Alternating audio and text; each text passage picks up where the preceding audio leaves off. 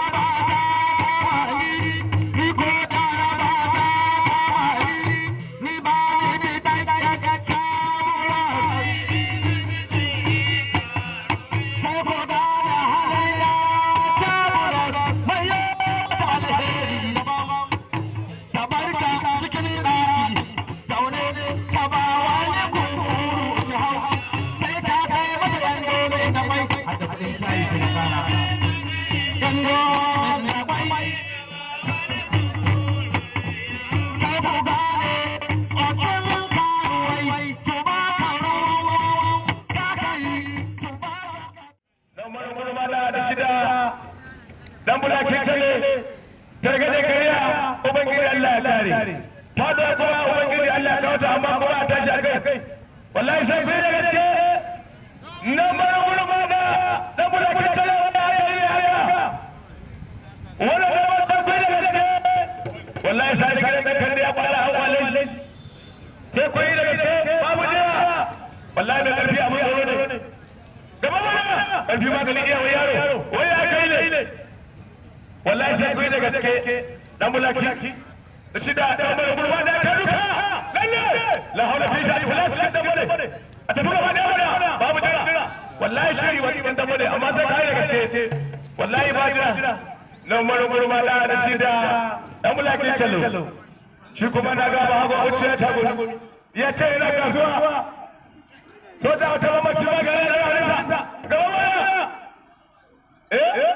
dan mulaki kallo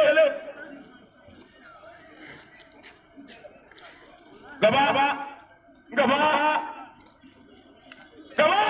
kura ba kai a sake mana a sake gaba wallahi sai kuya gaske lokacin da yake nan ruwa da ana kai dusi kai gaba wallahi dan mulaki tare a sake juna mana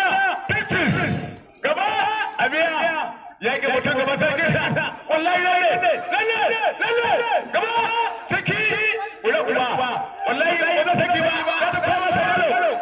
ka koma sai ya kowa da wani sarkar sarkela an dawo da mulki tare da shi da yaro mata targade kai ya ubangiji Allah kare wado ubangiji kuma Allah ta amma ta kai